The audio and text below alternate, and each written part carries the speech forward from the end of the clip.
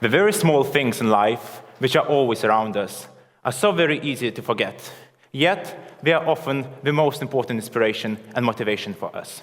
The small things that I am talking about today are insects, spiders, crustaceans, and similar organisms. These, usually tiny creatures, are collectively known as arthropods. When life gets harsh towards us, we are often told to grow a tough skin. Interestingly, the arthropods have done exactly that in a literal sense. They have developed cuticle.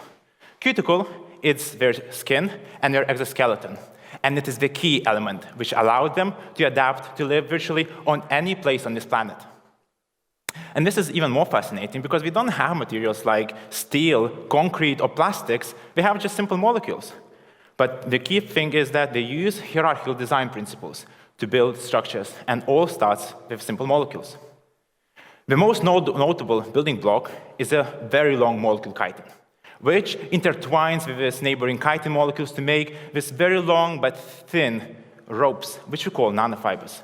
The nanofibers then align next to each other to make sheets, and the sheets stack on top of each other, but not just randomly.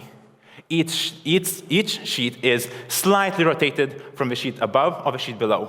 So overall, we get a structure which reminds me of a circular staircase, and we call it a helicoid. The cuticle properties ultimately really depend on this helicoid architecture.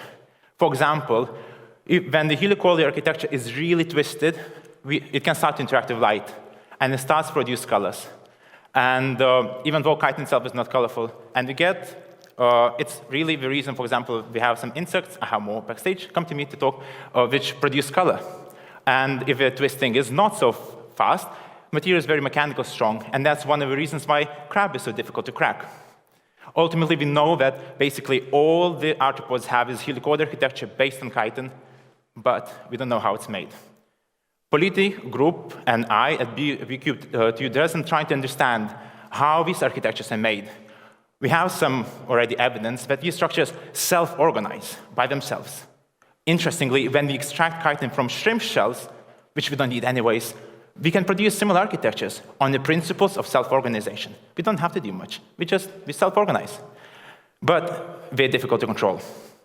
In nature, we know that there are other components like proteins which help to control the structures to adapt to the particular functions the beetle needs to do, but we don't know neither which proteins nor how.